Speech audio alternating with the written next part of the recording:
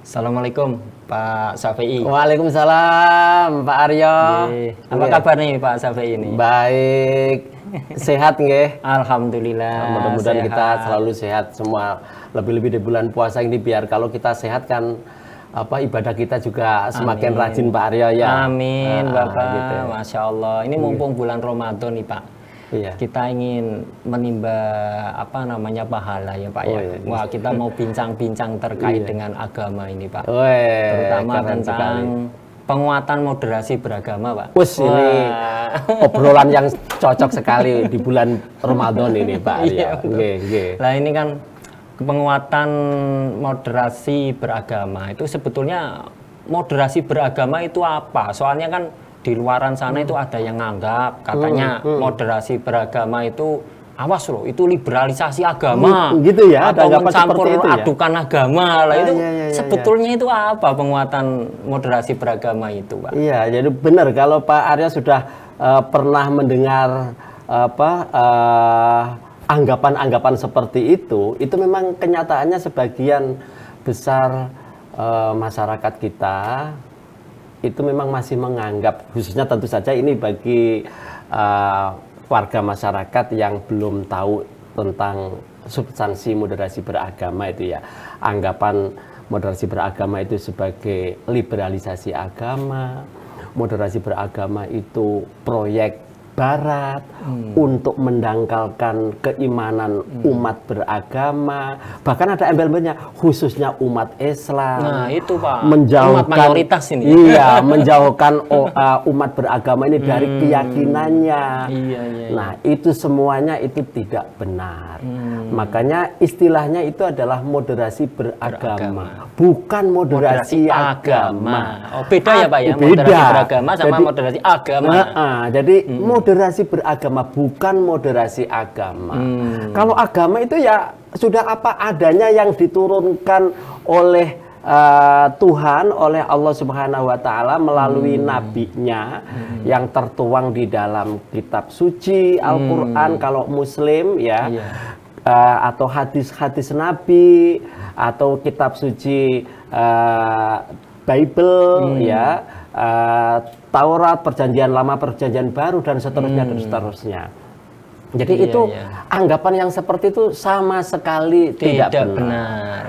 Dalam konteks kita agama Islam, pemeluk agama Islam, moderasi beragama itu bahkan sebenarnya sudah diajarkan di dalam agama kita sendiri. Kita ada beberapa teks-teks dalam agama kita itu ya yang mengajarkan supaya kita itu berlaku seimbang. Tidak berlebih-lebihan. Itu kan beberapa indikator moderasi beragama itu kan bersikap secara berimbang, tidak berlebih-lebihan.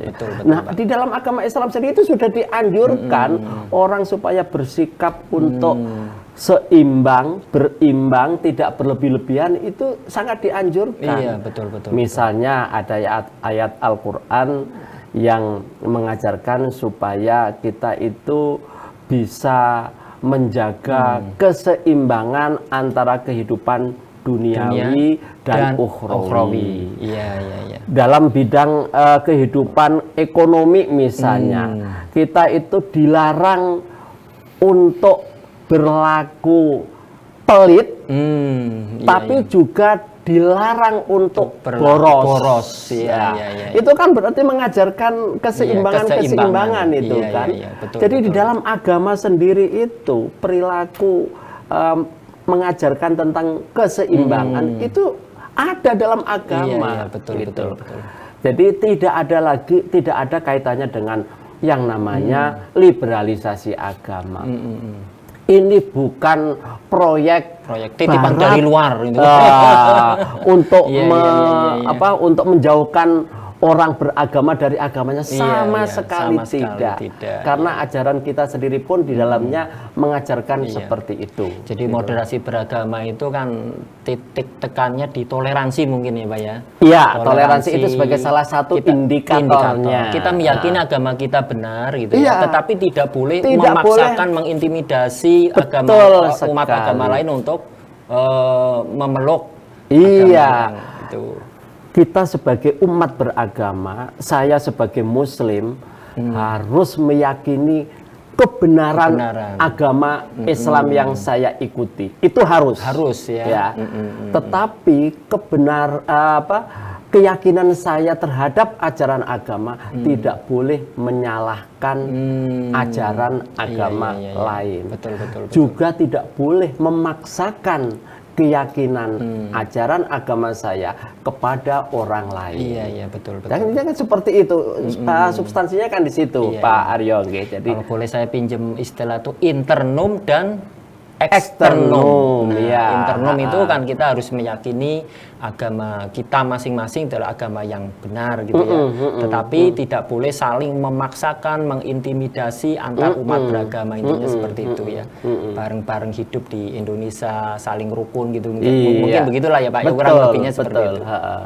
Gitu. Oh, berarti perlu penguatan ya. Selama ini memang ada indikasi intoleran atau ada kasus-kasus yang dalam tanda petik mengganggu kerukunan umat beragama gitu. Nah, ini Pak Aryo, kita ini hidup di Indonesia. Ya, kita tahu betul bahwa Indonesia ini kan memang bukan negara agama. Ya. Dalam artian tidak menjadikan salah satu agama sebagai dasar bernegara.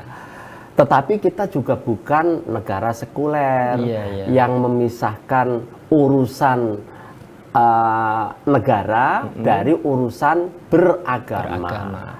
Negara kita adalah negara Pancasila yang menghargai dan memfasilitasi warga negaranya untuk mengamalkan ajaran agamanya dengan sebaik-baiknya. Untuk seluruh umat beragama ini. Untuk seluruh umat beragama. Betul. Nah, karena keragaman kita yang seperti ini, maka kan mutlak dibutuhkan kondisi supaya bisa hidup berdampingan secara damai, supaya mereka itu hidup harmonis. Dengan di antara keragaman pemeluk agama ini. Oleh karena itu dibutuhkan untuk saling toleransi, tidak memaksakan kehendaknya sendiri. Lebih-lebih juga di era sekarang ini kan Pak Aryo, di mana batas-batas orang hidup berbangsa itu sudah tidak ada batasnya lagi kan. Penggunaan teknologi informasi komunikasi yang berbasis internet ini tidak bisa kita halangi. Iya, betul Pak. Ya, semua orang sudah memanfaatkan itu dan sebagaimana pisau bermata dua, internet itu bisa memberikan nilai positif bagi penggunanya, sekaligus juga bisa memberikan negatif kepada pada sisi yang lain juga bisa memberikan hal-hal yang sifatnya negatif. Nah, termasuk juga hal-hal yang menyangkut masalah agama tadi itu bisa masuk melalui internet yang setiap hari kita gunakan ini. Nah, kalau kita bagi kebanyakan orang awam ketika mendapatkan informasi-informasi tentang keagamaan yang tidak mengedepankan sikap toleran tetapi lebih kepada klaim kebenaran subjektif, itu kan berbahaya itu. Itu akan menjadi ancaman, bagian dari ancaman. Padahal kehidupan berbangsa ini harus kita rawat. Itulah pentingnya maka kita harus selalu meningkatkan kehidupan moderasi beragama ini Pak Aryo. Oke Bapak. Berarti siapa sebetulnya yang paling bertanggung jawab untuk menguatkan moderasi beragama ini Pak? Di RPJMN 2020-2024 itu memang ada salah satu program prioritas,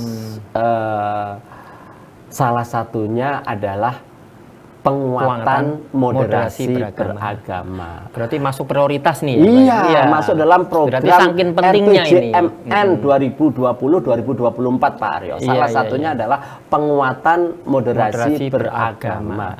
Karena ini urusan kehidupan beragama, maka kemudian Kementerian Agama mendapatkan mandat sebagai leading sektornya. Iya. Tetapi karena ini adalah memang kebutuhan kita semuanya, seluruh bangsa Indonesia. hidup berbangsa dan bernegara, maka tidak cukup hanya dengan Kementerian Agama saja. Iya. Lah beruntunglah kemudian terbit Perpres nomor 58 tahun 2023 yang itu menjadi payung hukum tentang pentingnya melakukan penguatan moderasi beragama untuk seluruh elemen bangsa. Jadi lintas kementerian, lintas Pemda, jadi kementerian, lembaga, instansi pusat, instansi daerah, semuanya harus melaksanakan Perpres 58 Perpres nomor 58 2023 ini, betul, Pak. Luar biasa. Jadi kalau penguatan moderasi beragama meningkat, otomatis itu berkontribusi dengan meningkatnya kerukunan seluruh umat beragama. Tepat sekali. Kalau kerukunan seluruh umat beragama bagus, persatuan dan kesatuan bangsa ini. Iya, itu kan yang kita harapkan seperti itu, Pak Rio ya. Betul. Kita kan ingin Indonesia ini harus kita rawat sebagai rumah bersama. Rumah bersama. Siapapun warga negara itu punya kewajiban untuk menjaga keutuhan rumah bersama kita ini. Betul. Oleh karena itu kita juga harus bisa hidup berdampingan, bisa hidup saling bekerja sama di rumah bersama kita ini. Iya, betul. Berarti sejauh mana nih penguatan moderasi beragama yang dipandegani oleh Kementerian Agama kayaknya sudah mainstream ini ya? Iya, betul. Di tingkat Kemenak ini seluruh eselon 1, 2, 3, 4 maupun seluruh jajaran Kemenak ini sudah hampir semuanya ya Pak ya. Nanti juga akan tersosialisasi ke seluruh KL, ke seluruh Pemda, bahkan seluruh lintasan masyarakat. Dan nanti ini butuh kerjasama yang erat nih dengan Kemendagri. Di kami ada FKUB, Pak. Forum Kerukunan Umat Beragama, terus pembauran, terus ada pendidikan wawasan kebangsaan. Di kami ada nanti mungkin selanjutnya mungkin bisa gayung bersambut nih, Pak. Kami tentu saja di Kementerian Agama sangat antusias sekali gitu, Pak Aryo. Jadi sejak ditetapkan di dalam RPJMN 2020-2024 yang mengamanatkan Kementerian Agama sebagai leading sektor terhadap penguatan moderasi beragama ini, maka kemudian kami terus bergerak itu. Jadi sejak 2020 sebenarnya kami sudah mulai di akhir 2018-2019 kami itu sudah memulainya. Kemudian ketika digongin dengan terbitnya RPJMN 2020-2024. Jadi ini memang betul-betul menjadi mainstreaming di Kementerian Agama. Maka semua pejabatnya di semua level, pejabat pusat maupun pejabat yang ada di daerah, kebetulan Kementerian Agama ini kan salah satu kementerian yang sifat organisasinya vertikal ya. Jadi mulai dari pusat sampai di daerah dalam satu komando gitu kan. Jadi semua pejabatnya, kemudian para pemangku kepentingan di Kementerian Agama, tokoh-tokoh agama itu adalah stakeholder kami yang kami nilai mereka adalah aktor-aktor yang potensial untuk bisa menyebarluaskan gagasan moderasi beragama ini, Pak Aryo. Jadi bukan hanya para pejabat, bukan hanya para ASN, bahkan termasuk juga karena kami itu punya sekolah madrasah dari tingkat anak usia dini sampai perguruan tinggi, kami juga punya kan, itu semuanya kena. Luar biasa nih. Secara dini sudah dikenalin. Cuma kemudian kami karena sedemikian banyaknya baik ASN maupun masyarakat yang stakeholder Kementerian Agama itu begitu banyak jumlahnya, tentu saja dalam mensosialisasikan, mendesiminasikan moderasi beragama ini kami terapkan sesuai dengan kebutuhan. Ada kalanya yang butuh cukup banyak dengan sosialisasi. ada yang kemudian selain sosialisasi itu orientasi, ada yang melalui pelatihan-pelatihan. Nah, untuk yang pelatihan-pelatihan ini Pak Aryo, kami memang membutuhkan banyak para aktor-aktor yang bisa mempengaruhi minimal lingkungan sekitarnya gitu. Betul Pak. Gitu. Wah, luar biasa ya Pak bincang-bincang kita. Saya kira cukup dulu Pak bincang-bincang kita, nanti kita akan lanjutkan dengan topik-topik yang lebih bermanfaat untuk bangsa dan negara ini. Iya, terima kasih Pak Aryo. Ini kan memang waktu yang tepat di bulan Ramadan ya, kita membincang hal-hal yang baik, apalagi ini bukan hanya untuk kehidupan beragama tapi juga untuk kehidupan berbangsa dan untuk kemaslahatan seluruh bangsa ini. Iya, gitu. Oke, Bapak.